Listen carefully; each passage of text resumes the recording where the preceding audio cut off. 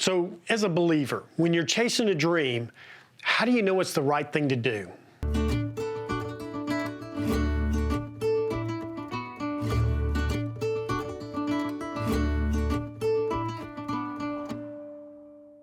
Hey guys, welcome to this week's Faith Friday. So earlier this week, I posted a video on my choice for an ultralight hammock for my AT thru hike next year. In it, I described the weight savings I've gained from going ultralight in my fabric choice for a hammock and the particulars of the hammock itself.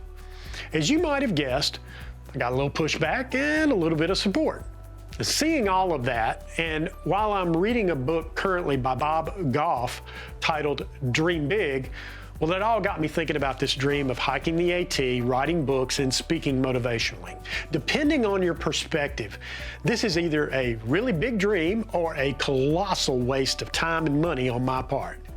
The central seed of this whole idea is to use all of it as an opportunity and a platform to share the gospel of Jesus Christ. Each of those three things, hiking, writing, and speaking, all have their purpose rooted in finding opportunities to share the gospel from the slightly different perspective of long-distance hiking and how things like hiking 2,000 plus miles in less than 6 months translates to the day in and day out experience of following Christ for a believer. So back to the video for a quick second. There was this one guy who was persistent in his viewpoint that I was going to die. Well, not really that dramatic, but if I used this hammock made from this material on the AT, it or I, one, were going to fail, and that I needed to pick another option. It just made more sense. Now, I wasn't offended by his statements. I chose to see it that he was genuinely concerned about my welfare and the success of my hike and wanted me to make another choice. And that was the tone that I responded to him in. As a fact, I invited him to grab a bag of popcorn, sub to the channel, and see what happened. I'm going to be honest about my experiences on the thru hike, no matter what. If you're watching it, you're gonna see everything, warts and all. Admittedly, the choice of ultralight fabric has its perils, but these are risks that I'm willing to take, and I've thought through this thing very clearly, and I'm taking my experience level into consideration as well. This is not going to be my first night in a hammock. Now, back to the pursuit of these goals and dreams. As you might imagine, the question of whether God is in this thing with me, whether He wants me to do this or not, has come up many times over the last 3 years that my family and I have been working toward this. As you watch this, we are less than 6 months away from me starting the hike. So, how do I know this is right? How do I know God is in this? Well, those are really good questions, but I'm not real sure you're going to like my answers. First and foremost, I'm doing God's will for my life as a believer. Jesus stated plainly, well, actually it was a commandment, but not really a press release. But He said to them, "Go into all the world and proclaim the gospel to the whole of all creation." That was Mark 16:15. And then also in Matthew 28:19, "Go therefore and make disciples of all nations, baptizing them in the name of the Father and the Son and the Holy Spirit." So if my pursuits, purposes, and actions are grounded in that commission, well, God's in that. He commanded me to do it. I mentioned that we've been working on this for 3 years. You might imagine that over the course of 3 years, I've had moments where I thought to myself, this is nuts. You're a selfish idiot for even thinking any of this, and I have said all of that and more many times. I know this is right because God keeps putting me back on this path. What I mean by that is this: His timing is impeccable. Well, actually, it's perfect. There have been dozens of times where I thought this or that should be happening or falling into place, and it felt like I was just banging my head against a cinder block wall over and over and over. And just when I was ready to pitch in the towel, God would bring a breakthrough. He would plow the path ahead of me so obviously and so not of my influence that I was able to keep going. Most of the time, He gives me just enough light to see a step or two in front of me. That's all He wants me to do, and that's as far as He wants me to go.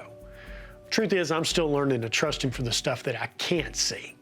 Lastly, the dream is just too big for me. Guys, I'm a nobody. I'm educated, but if we're going to start throwing out credentials, I'm going to shoot my shot and be done pretty fast. And before somebody starts trying to tell me that I need to think more highly of myself, well, you're wrong. What I need to do is make much of God and very little of me.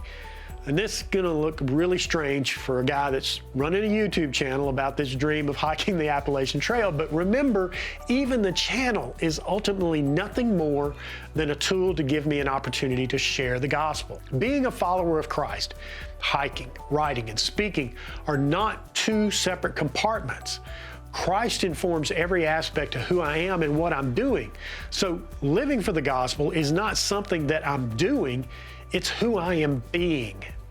So when anybody hears that I'm quitting my job to hike the AT, write books, and do motivational speaking, what kind of responses do I get? Well, pretty much like the responses of the video this week.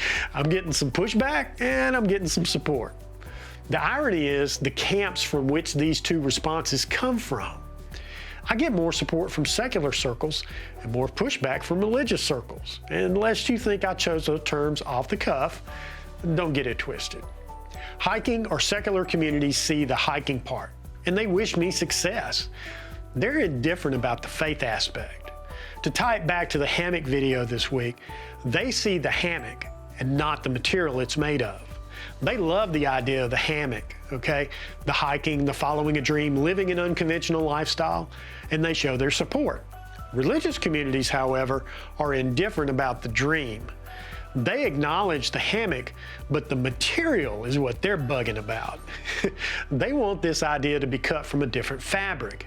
Now, this is really more a question of style.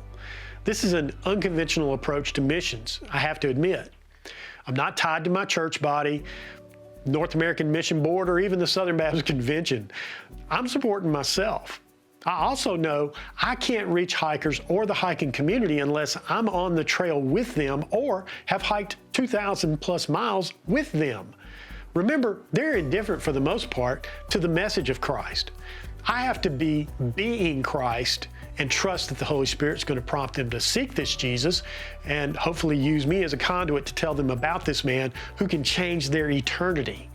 I'm not going to have the opportunity for people to be interested in a book or hear me speak unless I have a story to tell related to hiking thousands of miles. This concept captures people's attention. Religious circles have a tendency to discount, look at it as suspect, or just outright reject what I'm doing simply because I didn't ask for their permission to do it this way, or it's not how it's always been done. So, color me a rebel, okay? Truth is, I already have permission. Jesus gave it to me in those two verses earlier.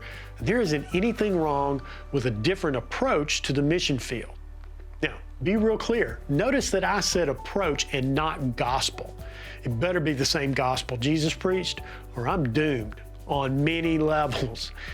If you had a cure for heart disease, cancer, Alzheimer's, they wouldn't be able to shut you up. If it had ears and it could hear, you'd be talking to them about that cure. Well, guys, we have the cure for death. What are we waiting for? So I'm going to start hiking the Appalachian Trail in mid-February next year. I hope to be done by the end of August. It's 2,193 miles in total. When I get home, I'm going to finish writing the book that I've already started and begin honoring speaking engagements from there. I'll finish writing a second book related to the parallels of long-distance hiking and a person's walk of faith through the course of a lifetime with Jesus. I'm going to love on my wife and my kids while I do this and prepare, if I'm able, to hike the Pacific Crest Trail in 2022. That one's 2,650 miles. Should be at least 2 more books from that hike, too. All the while sharing the gospel that changed my whole world all the livelong way. All of this, if the Lord wills it.